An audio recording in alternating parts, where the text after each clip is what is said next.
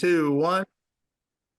Well, welcome, ladies and gentlemen. My name is Eric Allen, co-founder with Nelo Life. I see some of my favorite people on here. Give me a virtual high five, ladies and gentlemen. Come on. Virtual high five. It was a great Monday. The day's not over. It's going to be an awesome week. And tonight we got a special treat for you, more so than usual. Every Monday evening, USA time, we have these mastermind sessions where we bring in one of our top affiliates who's out there leading by example, that just pours into all of us, regardless of whether you're directly on their team or not. That's the type of culture we're building, one big team here. This gentleman, just an iconic figure when it comes to relationship marketing, been on the corporate side, been a top field leader, been with big travel companies. I just know him as a friend, great guy, heart of gold. And he's got a really important topic tonight, followed by just some marching orders, because he's been there. He's been on the corporate side of when a company is kind of rolling out of the womb, in their infancy stage, and really maximizing the power of now. So you're going to want to take copious notes. You'll probably want to watch the recording. We make it available here. And you're in for a really, really treat. And as I was saying before, I'm going to let you know a little secret. Our goal is to become the most no-brainer lifestyle membership ever known to man or woman. And at the same time, we want to lead with things that everybody wants, but then give the affiliates what they really need in terms of the culture, the personal development, all the tools that they need in order to be successful, not only in their Nelo life journey, but other areas of life. And tonight's talk is going to reflect that. So without further ado, our 4-star, that's one of the top ranks already in our entire Unified Global Pay Plan after 3 weeks of existence, already at 4-star, knocking on the door 5-star, my dear friend and brother, John McKillop. These people are in for a treat. Take it away, my friend. Eric Allen, appreciate you. Thank you very much. Thank you for those of you that are joining in this evening. I promise to give you some information that you are going to want to go talk to other people in your group tonight, next week, next month, next year. I've got some tidbits here of, over 29 or 30 years in the industry itself. Eric talks about lifestyle. So I made this collage up behind me of pictures. And Eric, there were a lot of pictures that, you were in, a lot of them, and I just had to kind of sort through them. But, I've had the good fortune, and much of that time was with my good friend here, Eric, traveling all over the globe. 50 or 60 different countries around the world. And, this is lifestyle. This is about, taking the pictures where you're at, remembering, showing this is your business. This is what you do. So I thought, every time I would sign on, Eric, I'd have a different picture in the background. And I thought, you know what? I just need to put a whole bunch of pictures together in a collage and kind of put it out there, with that. So anyway, I'm excited about that picture. Take a look at it. I hope each one of you, every place you go is a memory. There's a person that Eric and I know, and I think that person said it best. And they said, a day without creating a new memory is a wasted day. And, as you get to become my age, you begin to realize how important those days are in creating those memories. So when Eric said, hey, we are going to put together a lifestyle company, that just furthered I've got to go do this with Eric. Number one, it was because of Eric, and then Nick and Larry too, obviously. But it was about creating a lifestyle company and something that I know we can be extremely successful with and have something that so many people want.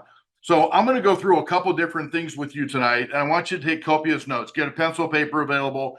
You're gonna want to be able to watch this a second time, I'm sure. And we're gonna go talk about a couple of things. We're going to talk about, number one, the adversity quotient. How do you handle adversity in your life? What do you do? We all have adversity in our lives. Here we are today in Nelo, and we launched this company, and we're moving forward. And you see, there are some people that are moving faster than other people, right? And when you're trying, and so what happens is, and we're going to talk about this, right? But, when somebody's brand new, they got to go fill the sales funnel. They got to kind of create some new people around them. For those of you here in the United States, you're fortunate. There's a lot of structure already. but there's some calls on here, you know, I looking around, you know, hey, there's some people on here from China and from Hong Kong and from Australia, from Europe and Africa that I recognize just going through the list really quick here. And these are individuals that are starting and they're like, it's them, it's brand new. And what do I do? And how do I do this? Right. And that's up to you and I to show those people what they need to do. But not just because maybe they're across the water in a different country. It could be around the corner from your home, or it could be in a totally different city here in the United States.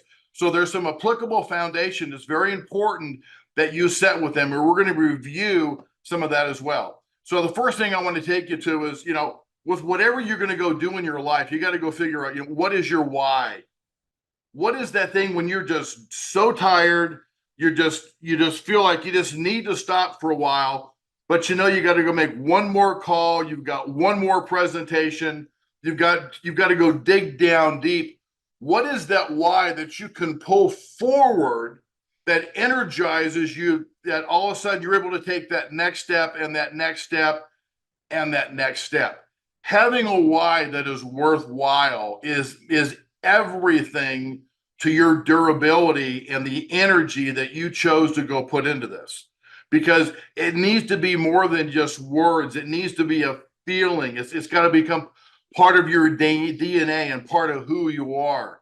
So it's really, really important. So let's talk about adversity, because all of us deal in adversity. And one of the things that I love, you know, being in this industry now for 30 years,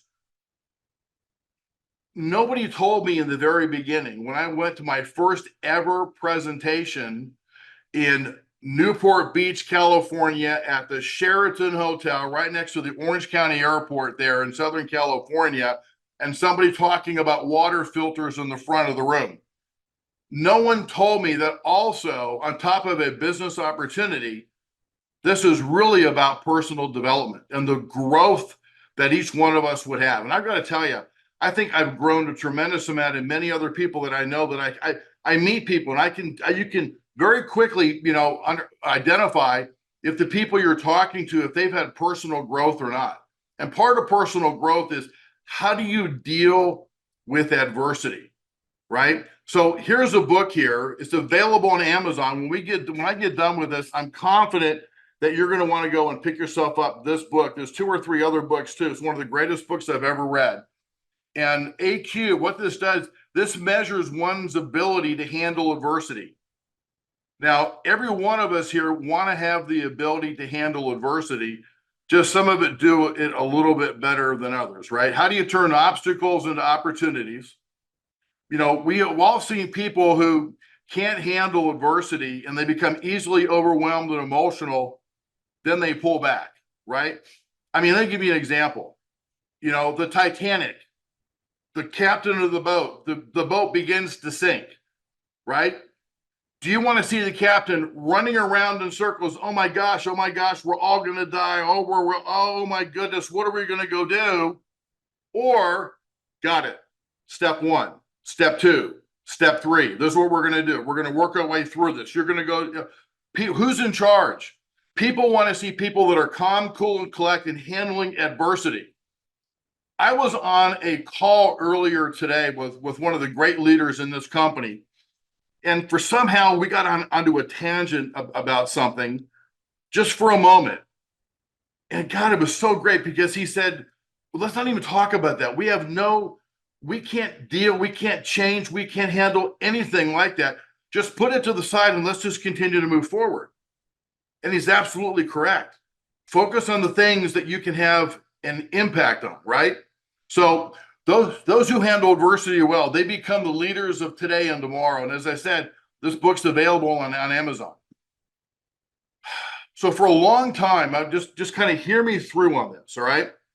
For a long time, it was believed that somebody's IQ, you know, everybody says, oh, what's your IQ? Well, she's got a high IQ or he's got an IQ. But that IQ was the primary determinant of success, because IQ is the measured cognitive ability of an individual. And as we grow, we become aware of our emotions. But it turns out that IQ really does have little to do with success in people's lives. Then it was believed that the emotional quotient, right, that was thought to be a significant indicator of somebody's success. See, EQ measures a person's ability to handle their feelings. So if they can handle their feelings well, right, that was an important component that would dictate towards somebody's success. But then they conducted a research, the author of this book and a number of other institutions, they conducted a research study to demonstrate that people's AQ, their adversity quotient, probably has much or more impact on their ability to succeed than anything else in their lives. Because AQ is the measurement of a person's ability to handle adversity as well. So this author of this book, Dr. Stoltz, in fact, I flew this individual in for, back in one of my old lives, I used to run resorts for Marriott, and we had won a prize in the region that we are in, that in sales that we had, and they gave me like a $50,000 payment to do what I wanted to the resort. And I contacted this individual, and I paid him $35,000 to come in for a 2-day training. And the results from that 2-day training skyrocketed. That group that I had at those resorts that I ran, we ran right into the top 1% for the next 6 years in all of Marriott globally. Now, I say that because this is how important I've seen this work firsthand, right? So Dr. Schultz, he did a fascinating experiment with one of the largest insurance firms in the country. I love this story. And in the book, it really pulls it out and explains it, right? So what he did was he went to this really highly respectable insurance company, right?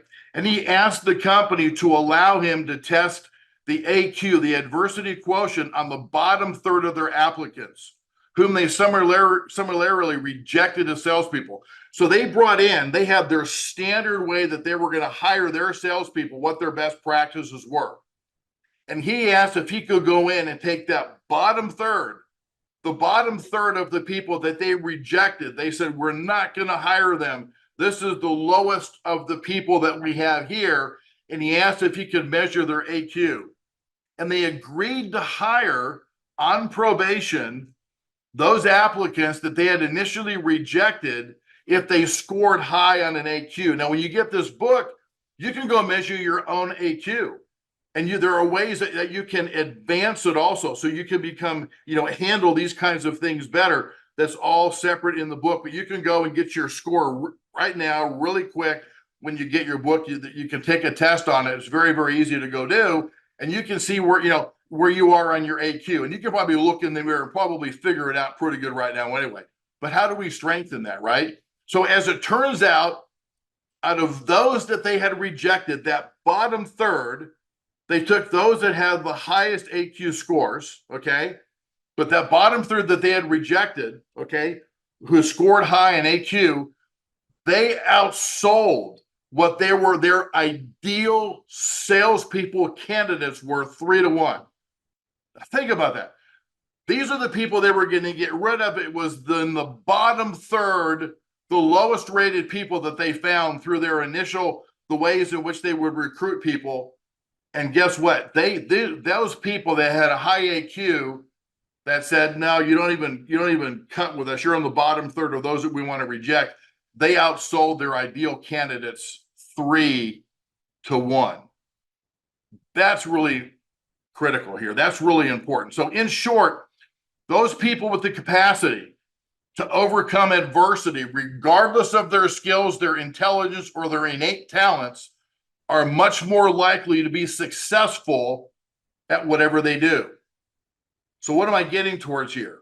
Those of you that can handle adversity better or very well, or make it look like you're not even dealing with adversity, you've got a clear mind and focus, whether it's in business, whether it's at home, or whatever it might be, chances are you're going to be more successful in whatever specific project or item that you're working on at that particular time.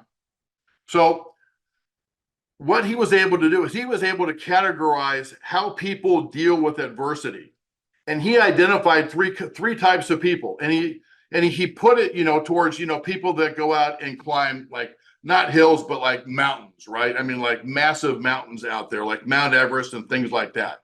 And he classified these groups into what was called climbers, campers, and quitters, right?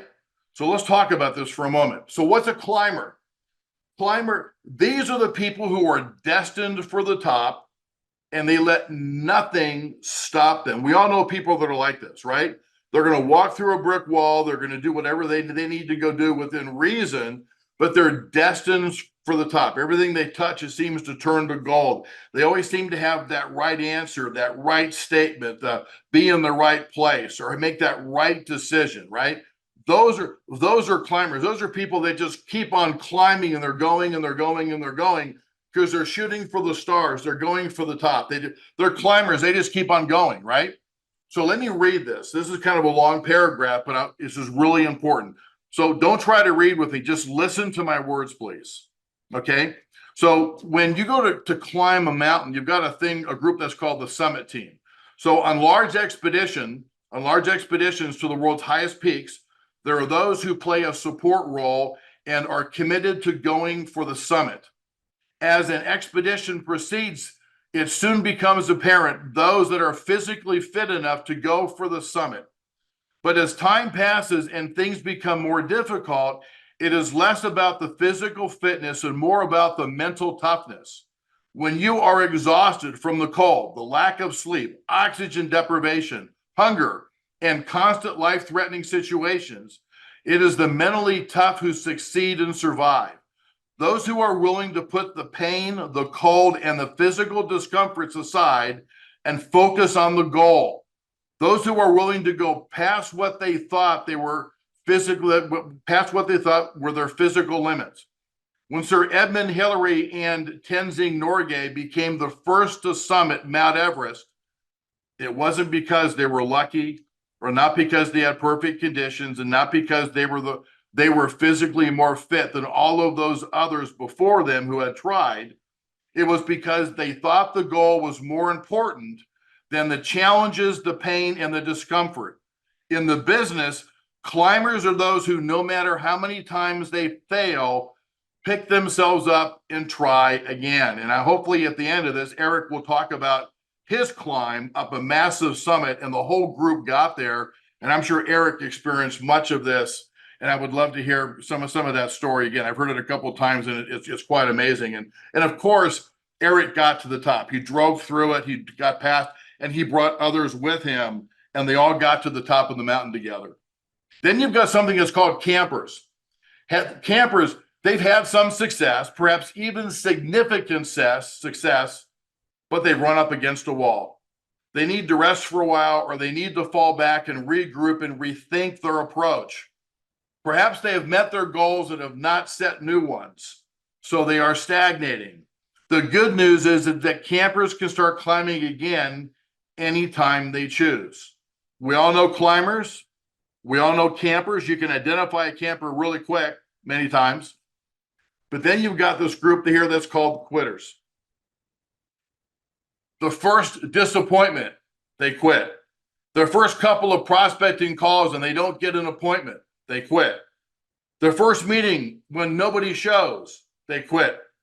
Their first presentation and the prospect says no, they quit. Their own excuse of the business really isn't for me because things got uncomfortable, and they quit.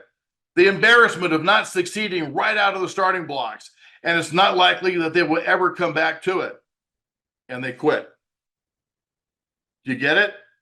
There are climbers, campers, and quitters.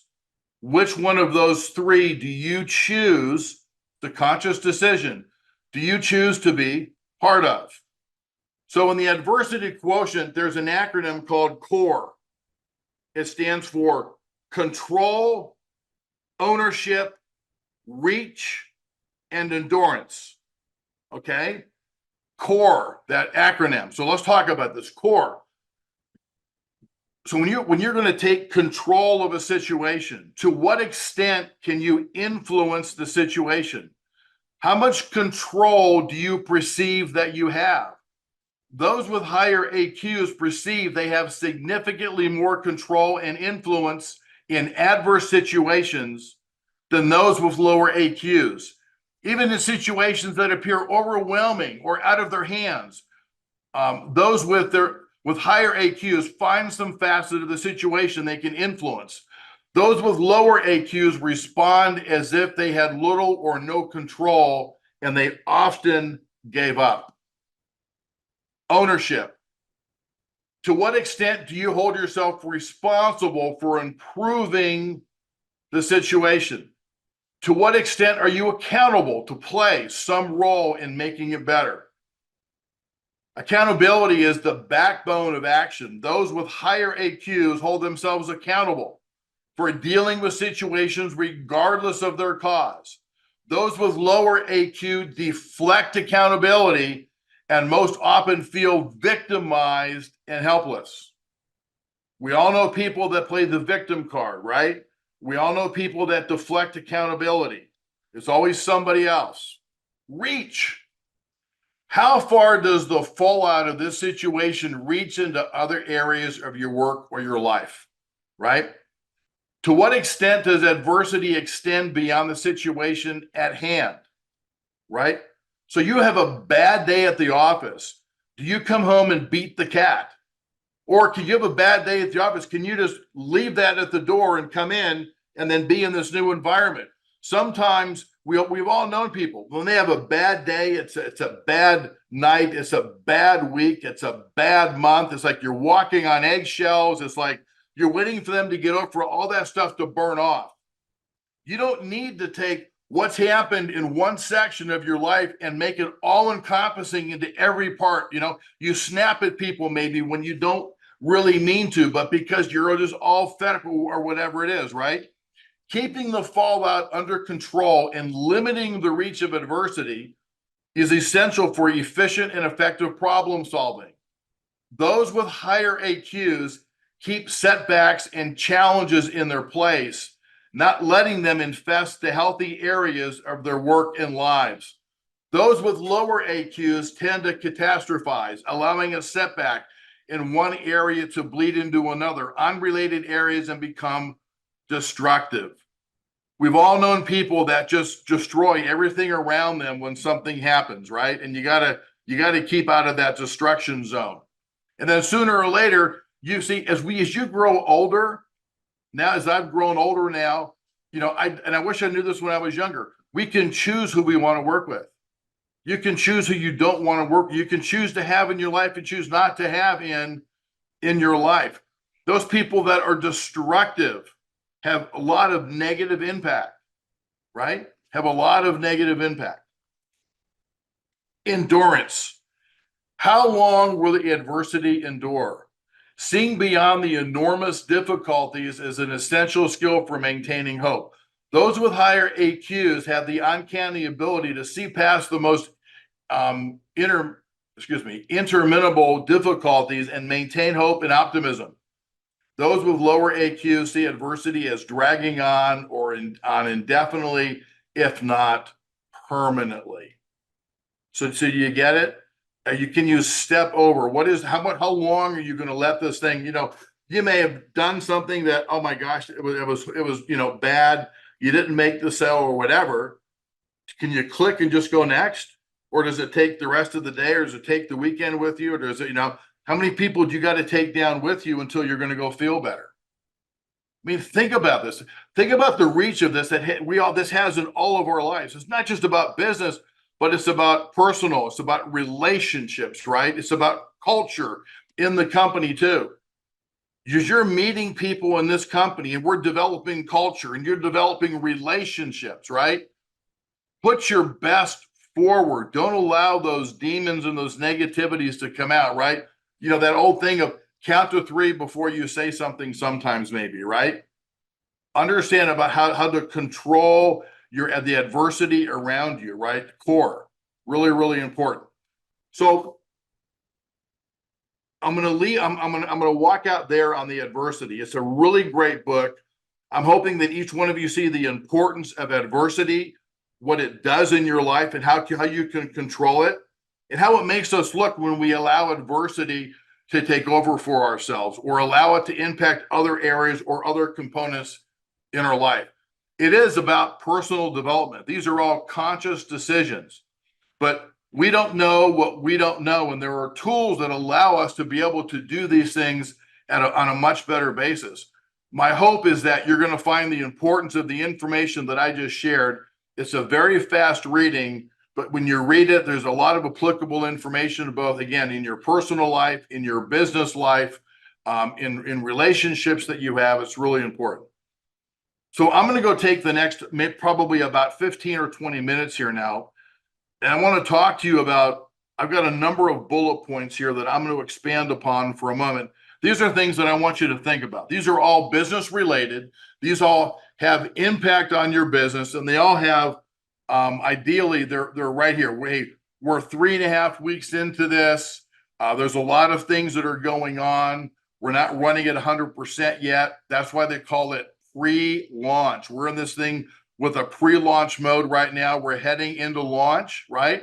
We've got the store coming out this week. We just came out with the e-wallets, right?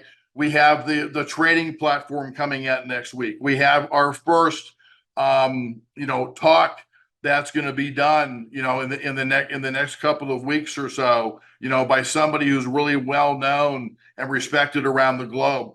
We are just now stepping into these things. We're a fledgling and we're growing up very quickly. I've never met a company that literally, if you look at this, I'm going to say, 8 weeks ago, I think is a stretch, but 7 or 8 weeks ago, this was just a thought in 3 people's brains. And from that thought came this amazing company with the back office and the products and everything that we're doing. We're still this young fledgling. So we're still sprouting our wings, and we're gonna make statement here, and we're gonna continue to grow and to build, and we're gonna become something very serious within the marketplace, and not just the US, but literally, I believe, all over the world. So here's a couple of statements I want you to think about. The next time that you talk to somebody and they go, "Oh, this business, I just don't think it's for me." I think it's your fault. It's not their fault. Let me share with you what I mean. Because if I was to go to them and say, "Let me ask you a question. If you knew this business would work, would you do it?" Well, of course I would, right? I mean, of course I would.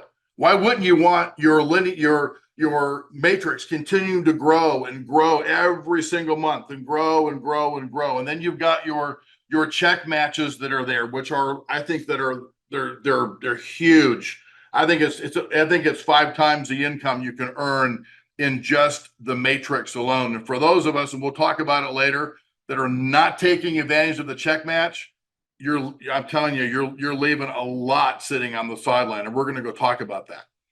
But if you knew this business would work, would you do it? And the answer is probably yes. But you know why it's your fault and my fault? Because they don't know what to do. They don't know what their next step would be. They're used to going into an office, opening up a book, and these are my policies and procedures. And it's terrifying for some people to be in business for themselves sometimes. They don't know what to do. Now they're not held accountable by anybody, and they've got to kind of go do their own thing. And that's your fault, and that's my fault. Because if they knew this would work, they would do it. Nobody would ever say no. 99.9% of people would never say no. But when they say no, they just don't know what they would need to do to be successful. You with me? That's on you, and that's on me for showing them what they need to do to be successful in this. And we're going to talk about that a little bit here and then future trainings, okay? Somebody told me this, and when I got involved in this industry, oh my goodness, am I going to age myself now, Eric Allen? Back in 1987, some of you were not even born at that time. There was a little company called Nelo Life. Amazing products, Eric.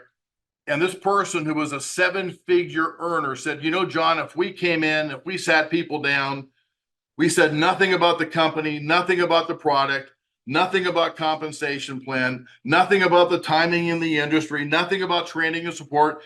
And if all we did was roll people in the front of the room and people shared their story about how great the products were, you're going to write business now tonight. Now I got to tell you, on today's earlier call that Eric and the other two were on, They gave some really powerful stories about this person saving $700. I mean, we're not talking about, oh, someone just saved $4.10 or $9, or they tried something and it kind of tasted good. I mean, the average savings on our travel portal by the travel group that the company is contracted with is on average $200. Right? I mean, a friend of my wife's called me and goes, I'm taking my wife to Hawaii. My wife said, I need to talk to you. Can you show me the prices? And she flipped when she was comparing our prices to Expedia, Orbitz, and Travelocity. She booked for 5 nights. She saved $125 a night. She saved $625 on that single transaction. She goes, I'm going to become a customer. I said, I know.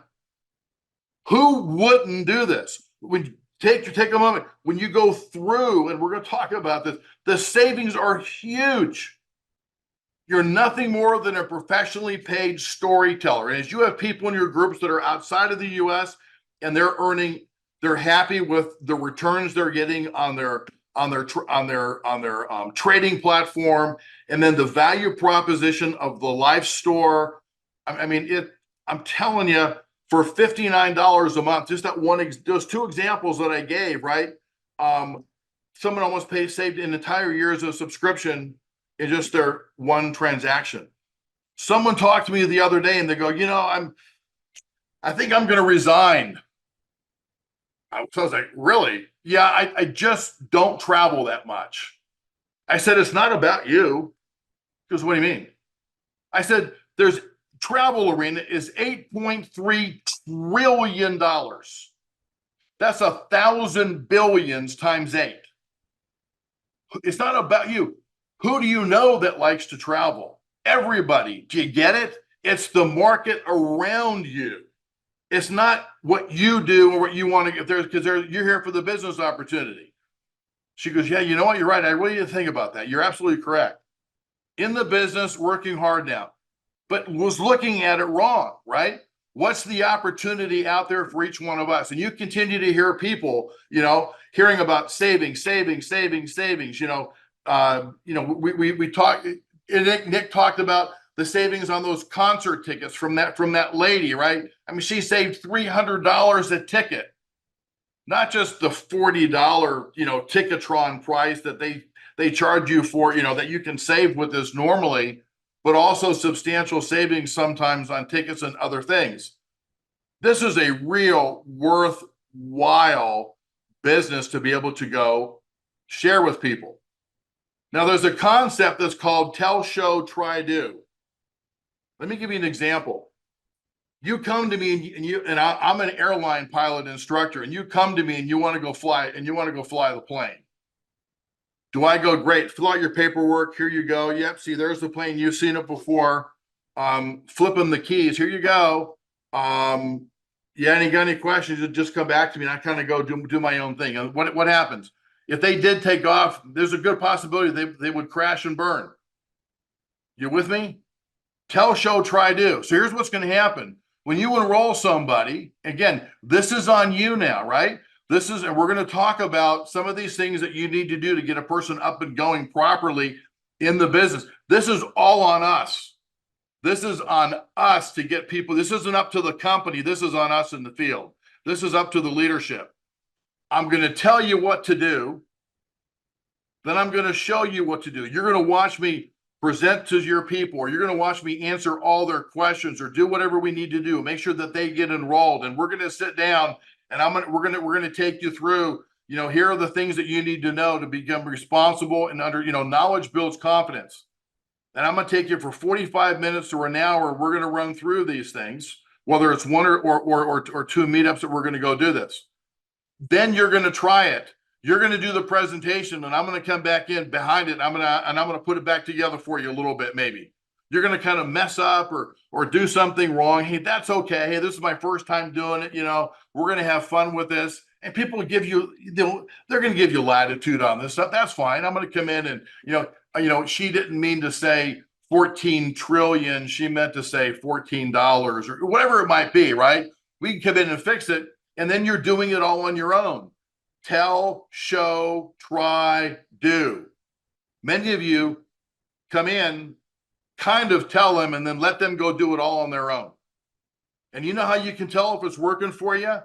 What percentage of your people are unified? Think about it. When they came in, the people were excited. Are they getting any closer to being unified? Now, you need to be able to reach out to them and say, look, let's go work together. Maybe I skipped some steps. What is it? What do you need help with? Can I share the comp plan? Yeah, I don't know how the comp plan works. Let me show it to you.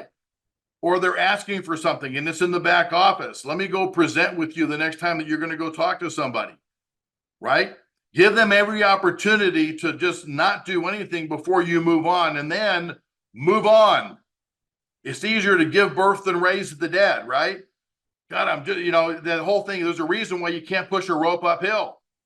Sometimes people come in and you want it more for them than they want it for, right? It doesn't count when somebody doesn't do anything. Go on to the next, right? Now, believe in what you believe. Oh my goodness. I'm telling you, there is nobody that has a stronger belief in what we're doing than I do right now. And I know Eric feels strongly about it, and I know Nick, and I know Larry does too, and I know many of you do too. And there's a lot of you out there that, you know what, if you were talking to me and if I said something or asked a couple of questions, I could knock you off your rocker a little bit.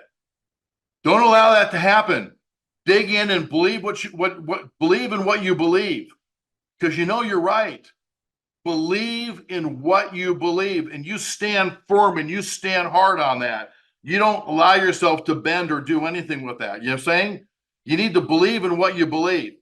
And if you're going to go do this thing, the amount of hours that you go spend on it, if you're part-time or full-time, or you're going to spend 10 hours today or 3 hours for the next 3 nights or whatever it's going to be, do yourself a favor. You ever heard that term, all out massive action, as if your life depended upon it? I got to tell you, I probably had about 3 different times that Eric has called me. I won't use the language he did, but he wasn't cussing, but it was kind of funny language.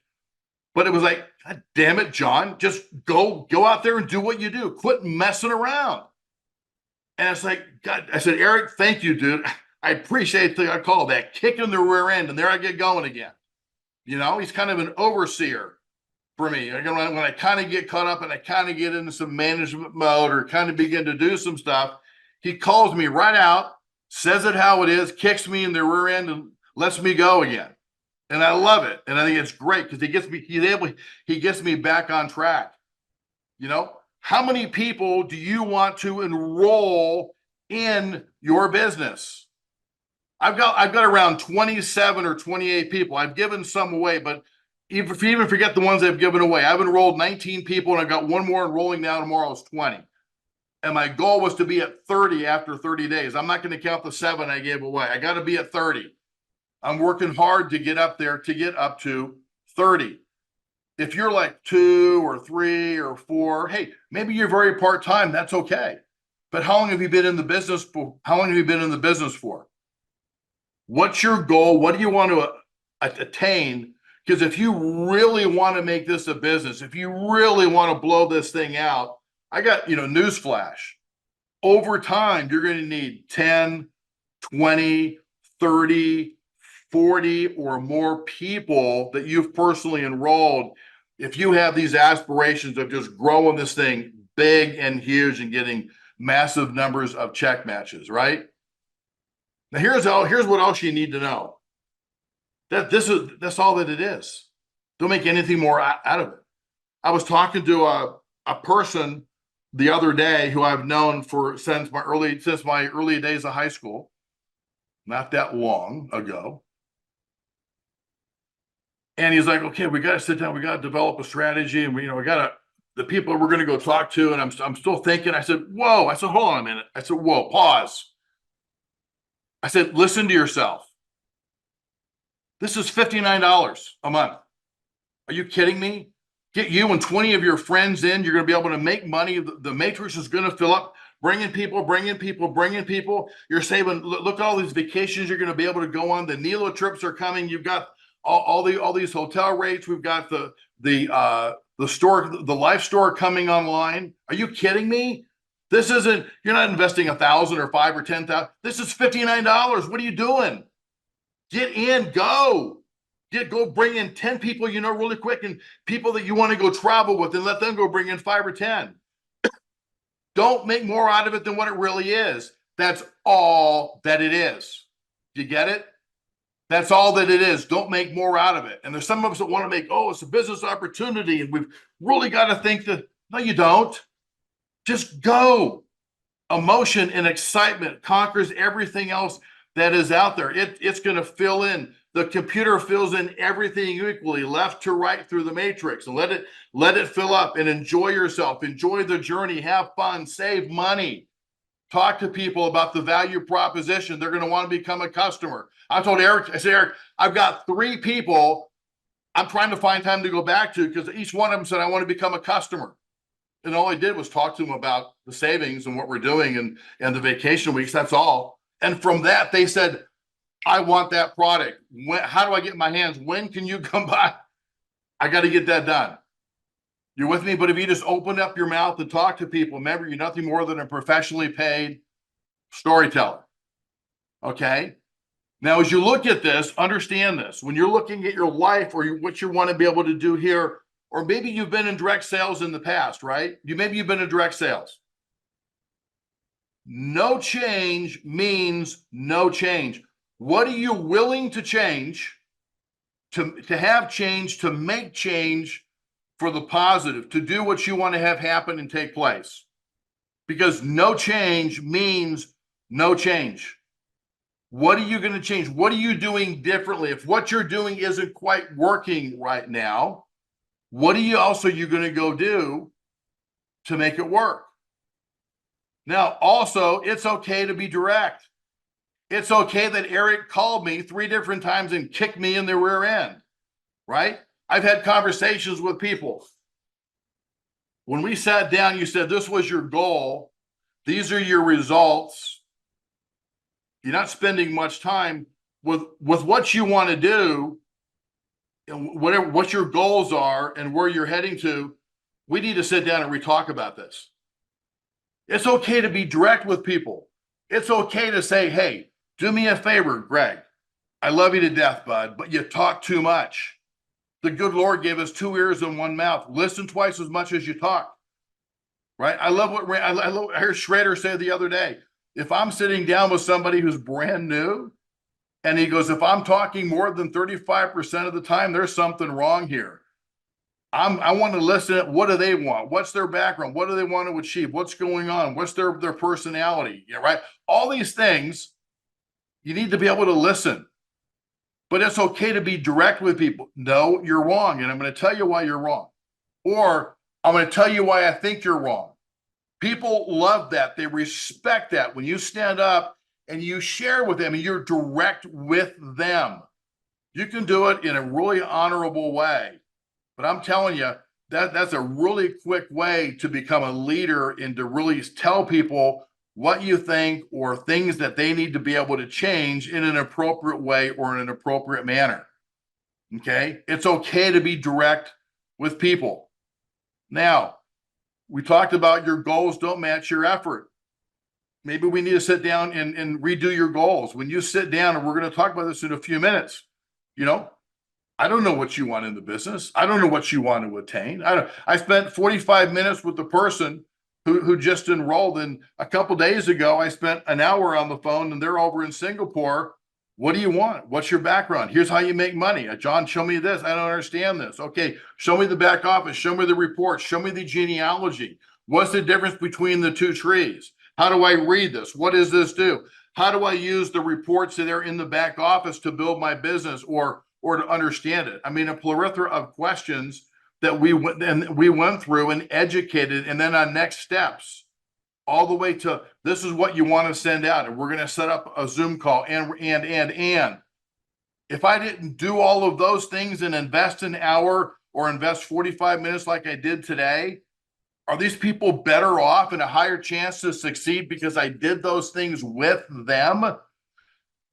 Look in the mirror. It's okay. Hey, I've done it before. I've not spent the time that I needed to with people because I thought they just instinctively knew what to go do. And I'm not going to make that mistake anymore. I'm going to sit with you and we're going to go through these things, right? So you got to get out of your comfort zone. That phone weighs 400 pounds. And you're doing everything you can other than picking up that phone and making contact with somebody, right? You're sharpening your pencils, or your desk is all neat, or now you got all your pads together and all your files are together, and you're doing everything other than what you really need to be able to go do. Generating revenue for yourself, getting people to work with. That's the most important thing. The other things you can clean up. You got to get in front of people. And you're going to make some mistakes, and that's okay, because you can always go back to them in the future. That's all right. Okay? So you can use somebody else's story until you have your own. Okay? I was on the phone with this. I think she's an amazing leader in our company today. She's enrolled quite a few people. She knows exactly what to do. And she has some people we're going to go talk to in Switzerland on Wednesday. And then there's some other people internationally later in the week that she's trying to get on the phone with us also. Right. And I tried to share with her, she goes, how can I get this person, John, on the phone with you? They've seen a video, or I've talked to them a little bit, but I really want to I said, you know what? I said, until you develop your own story internationally, you can use mine. Here's a guy named John McKellop, who's been in the industry for nearly 30 years. He's been to about 60 different countries around the world. He's built organizations in every major continent around the globe. He's 3 weeks here. He's got people going in about 20 or 25 different countries right now. They're up and they're going, and they're getting their foundation. He knows how to go open up markets. And I told him about you, and he said, I'd love to get on a call. If you're serious about doing this, he said, let's go work together for the next 60, 90 days and build you a story and blow out your organization. He's been with companies that have had over 1 million people in their sales organizations. He knows how to go do this. Use my story if you don't have a story. Until you develop your own story, use somebody else's story. Use Eric's story. Use Larry's story. Use Nick's story, right? Use Scott Kufis or, Aaron Whittier, right? Or there's so many other people. Use other people's stories.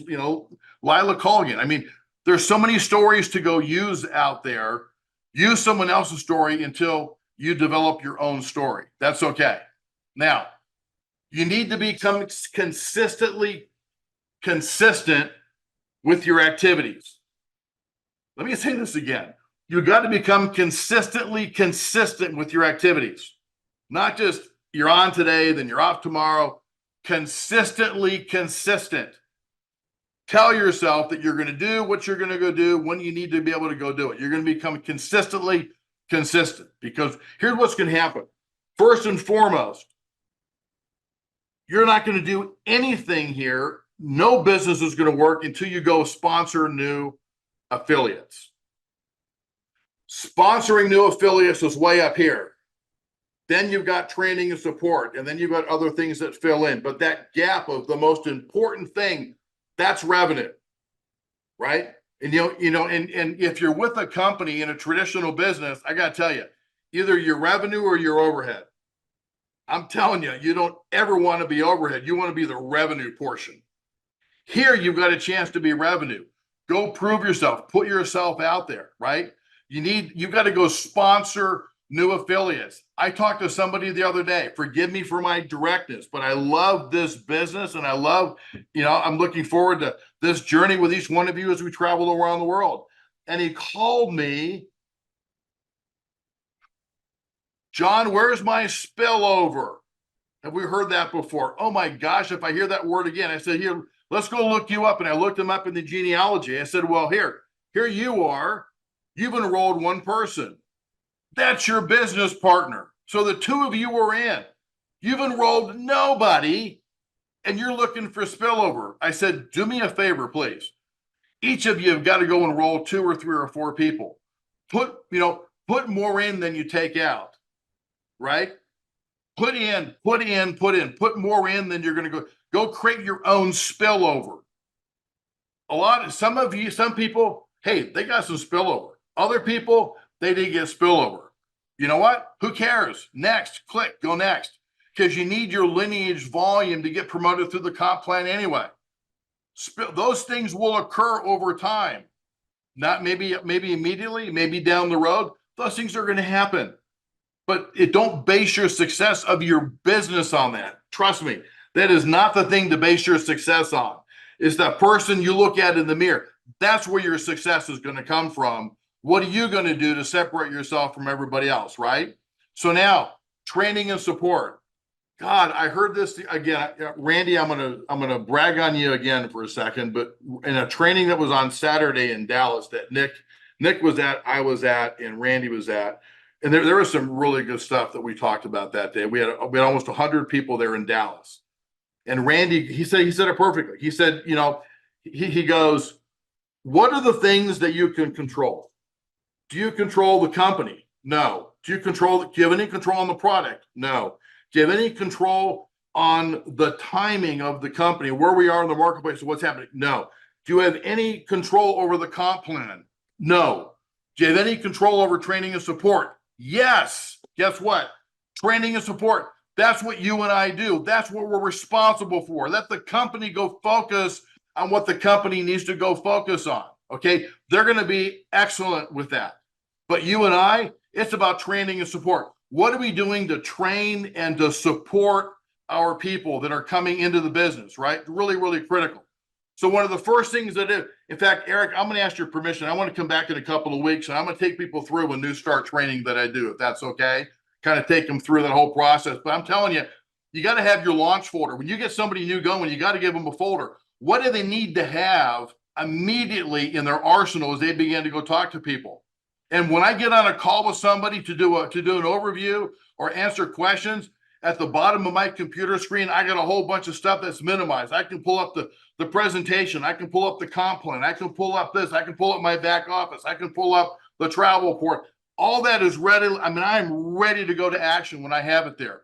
But you got to give those tools to the new people that you enroll, right? You've got that getting started training that's really important, okay?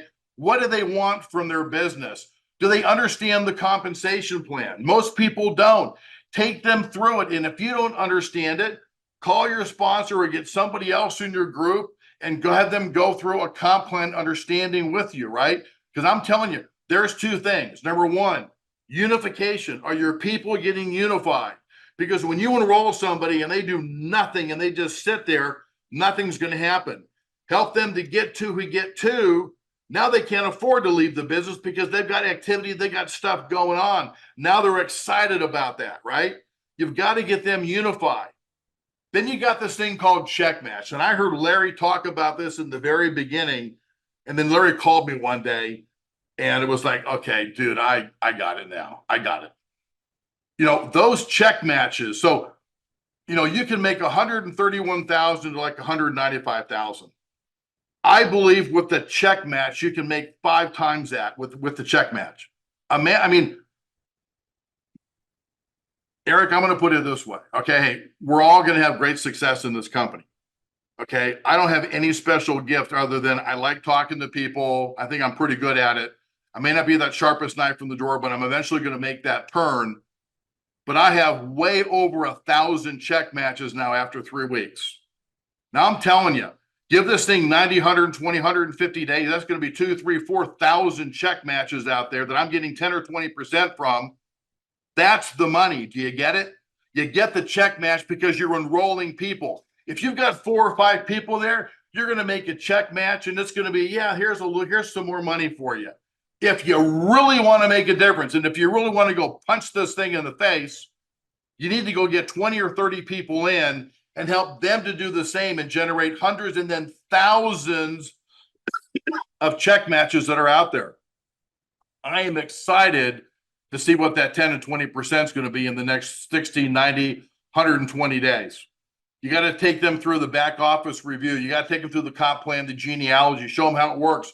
What's the resource section? I've got people calling me that have been in for a month. John, where do I get a copy of this? And where do I get It's like, God, I said, it's right. Look in the resources. Have you gone through yet? Have you taken it upon yourself to go through to see where everything is in the back office, the reports, the calendar of events? I look at the people that are on the call tonight and I'm thinking, oh my gosh, how many people are not here? How many people don't even know this call is going on? They've heard about it, but they haven't really committed to doing this yet. man, every Monday night, every Saturday, I'm going to be there. Every Monday morning is the corporate update call. I mean, there are things that you just do not want to miss if you are serious about doing this, even if you're very, very part-time, right? And then you got to take them through the portal and show them all the value that people get in the portal itself. You know, you've heard about it. I just did a video that the company released. Take a look at it, please. I'm going to do another one, but I think it does a pretty good job of taking you. I go through almost all of the pull down menus on the travel portal. It shows you all these hidden secrets, how much less expensive we are. If you ever pull us up and we're right around the same price maybe as Expedia, I got some lines in there for you to come back with. I mean, I'm telling you, I set you up like gold going through that. All the vacation weeks that are there and everything else that's in there. If you understood it like that, you'd be going to everybody you knew about that travel portal, because you know it's a piece of our lifestyle membership that we have, but it's a really heavy piece. I'm gonna wrap up here with a couple of things here, and then we're all done, Eric. This is called fail your way to the top. I am not judged by the number of times I failed, but the number of times I succeed, and the number of times I succeeded is in direct proportion to the number of times I fail and keep trying. Do you get it? Hank Aaron or no Babe Ruth. The guy, he held 714 home runs forever and ever. He was hit the most home runs out there than anybody. And then a bunch of people began to pass him, right? But every time Babe Ruth would strike out, he'd say, "That's okay. I'm one more at bat closer to my next home run." Hey, Nick said it great the other day. I mean, Nick was a pretty doggone, baseball player in college. And I mean, and it's the truth, because Nick would say, hey, if you can get a hit 3 times out of 10, if you're successful 30% of the time, you're a multi-million-dollar earner in the big leagues. If you fail 70% of the time, you're winning. You don't need that many wins to make something like this here just explode for you. Yeah, the more wins you have, the better. But I'm telling you, it doesn't take lots and lots and lots of people that are really, you have to find a lot of people that really, to find those few that really connect into it, right? I got a couple sayings here that I'm going to leave you with. Never let small minds convince you that your dreams are too big. Oh my goodness, how many times have we run into people that are like that? This one's awesome. No matter how many mistakes you make or how slow you progress, you're still way ahead of everyone who isn't trying. Tony Robbins. Look at this, route to success. You're going to have peaks and valleys and peaks and valleys. And a lot of the people, when they quit, they're down there in the valley. But man, you're going to have the highest of highs to just continue to go, because you will reach the top. You will never change your life until you change something you do daily. The secret of your success is found in your daily routine. John Maxwell. Success consists of going from failure to failure without a loss of enthusiasm.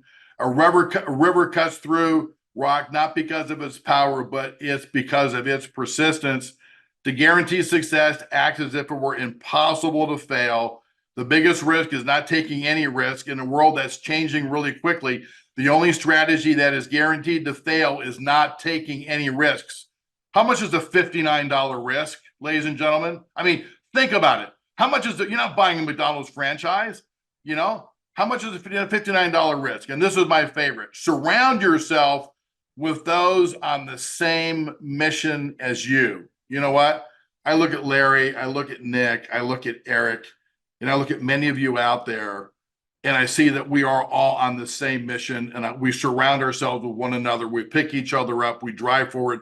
There's strength in numbers, right? And as you go around and travel the globe and take pictures, put yourself together one of these things. Show people how much travel you've done and what you've done and all these different things, because part of this lifestyle membership is about lifestyle, and it's about travel, not just domestically, but eventually around the globe. And there's so many exciting things that are coming forward in the next couple of weeks that Eric and group have to announce to us about the Nelo trips and all those things. Eric, I'm going to pass it off to you, my friend. I'm so thankful you picked up the phone and called me one day, because you changed my life again for the better. And I'm excited to take this journey with you. John, ladies and gentlemen, give John McKillop a high five virtually. Come on, that man just poured his heart out for all of us. Oh my gosh, John, so good, man, so good. I've seen John do a variation of that talk a number of times, and that's the best I've ever seen him. In fact, I have a whole 2 pages of notes right here, just from that, buddy. We're so blessed to have you, and man, oh man, you know what I love about John? He's about seeing it all. He's seen the good, the bad, the ugly. He's been at the highest of highs and some of those dark valleys. And just to have you here, man, shining your light is it inspires me, man. That right there is a PhD in human behavior and psychology and some immediate marching orders. So, friends, here's the deal. There's hundreds of you still on this Zoom. In fact, the numbers actually went up, John. Did you notice that? That's pretty good, because that means people are saying, John McKillop's on fire, get over here. And I know there'll be exponentially more watching the recording. The ones that are showing up, give you a little tough love. I mean, it's not the ones that talk about it, it's the ones that show up. I've learned to see better than I hear. And those of you getting on these calls, watching the recording, sharing it with your team, that really shows us, you're not resting on laurels. You're not, living with entitlement. You're really striving to continue getting better. And that's the only way to be in life, right? You can only coast in one direction, and that's downhill. So, John, that was so stinking powerful, man. It's I've paid so much money to go to seminars and read endless amounts of books and audios, and what you just poured into us the last hour is just it's inspiring, man. That is some really Eric, good stuff. if each of us would just commit to enroll one person this week, we would double the size of the company. So, John, I wanted to have a little heart to heart with you, because for those of you who know, John and I actually flew around the world together for years and years. And, he'd usually be riding up in first class. No, I'm kidding. We had this really special season of our lives where we would fly into literally brand new markets. I mean, brand new markets where there wasn't even a product really yet. There was really no foundation. And John, it's interesting. I talk about this a lot. We would fly into these brand new markets, and sometimes there'd be a room of 50 people, sometimes a few hundred people, and we were literally just getting started. There wasn't even a physical or digital product available, but we had quote unquote opened or pre-launched those markets. And it was so interesting over the course of the ensuing years, when we would have our national conventions, there would be these people going on stage that, they had got their $1 million ring in their first year, or they got their, they made 2 million, they got a ring, 3 million. And John and I would always like nudge each other, be like, remember, he was one of the ones that was in that first room. And then we would think, gosh, remember all the other people, where are they at?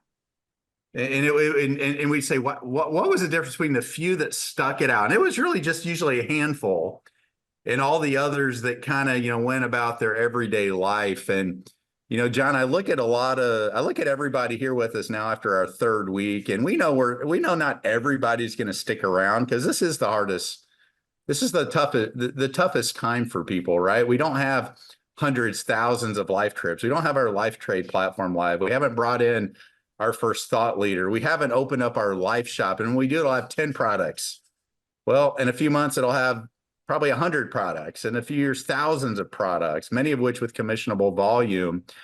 What do you think it is, John? What really separates, and you talked about this in the last hour. I mean, what could you quantify or define? What is it about those relatively few people that were in the right place at the right time when it wasn't perfect, who just stuck it out? I mean, because we couldn't really pick it, right? How many times do we say, man, that guy could be the one, that girl could be really special, and poof, never saw him again. But sometimes it was the ones you least expected that just stuck it out. They stayed in the game. They stayed persistent. They stayed consistent. But most importantly, I think it was up here, right? They just had this unwavering belief. It's like, you know what? Why not plant my flagpole here? Why not stick this out? And this is worth getting good at. What would you say to that? Well, number one, I think they put blinders on. It didn't allow for distractions. They believed in what they believed, right? They believe in what they believe. And if you knew this business would work, would you do it? They knew it was going to go work. And it may take them 3 years or 5 years, there's a really good friend that you and I have, Eric, and you know what I'm talking about. This person for 365 days in a row did live presentations and worked. I mean, just ran him just, and he had a full-time job running his own medical clinics. And he did all that. And someone one day goes, was it worth it? He said, I gave a year of my life. And for the last 12 years, I don't have an alarm clock. I wake up when I want to. I do what I want when I want. I make more money than I can ever think I could ever spend in my whole life. If you ask him if it was worth it, the answer is yes, it was. For sure. That's what we find. We have another mutual friend. We have another mutual friend that started in an area where everybody said, this can't be done here. And literally the first 500 people he shared with told him no. Remember that? They told him no. And then he got to his first yes, got through a few dozen more no's, and just kept going and going, ended up making multiple six figures. And the other interesting thing that John and I have experienced together in our time is every single new market, even here domestically where we live in the United States, every international market, we're talking dozens of countries we flew around to, it was always the same thing. There'd be the people that say, these things never work here. These are illegal here. People don't like those here. This will never work here. Every single market we went into, and yet we found the few that were willing to choose. See, it's not the lucky ones here that win. It's the relatively few that are willing to choose and make a decision. So my hope is everyone here that's watching this or the recording, you're making a decision and say, you know what? This is worth getting good at. I believe in the vision of where we're going. And as always, the best is yet to come. John, phenomenal, brother. Guys, have an amazing rest of your day, your evening, your night. We are rocking. It's going to be our biggest week in our 3-week history. We hope you'll be a big part of it. God bless you all. Have a great night. John, love you, buddy. Love you too, bud. Okay.